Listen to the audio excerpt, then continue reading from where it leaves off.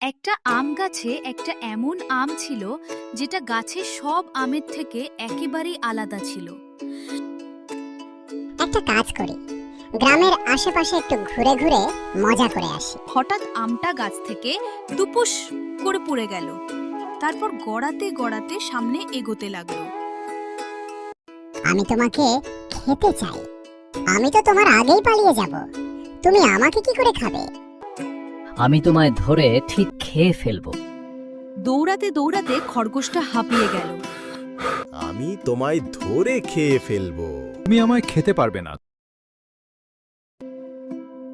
কি সুন্দর আমটা, আমি এখনই ধরে খেয়ে নেব। তখন সেখানে একজন সাপুড়ে এসে বলল, আমিও আমটা খেতে চাই। আম জোরে জোরে দৌড়াতে থাকে। দৌড়াতে দৌড়াতে শেষে ক্লান্ত হয়ে পড়ে। আমি এই ঘাসের মধ্যে লুকিয়ে পড়ি, তাহলেই আমাকে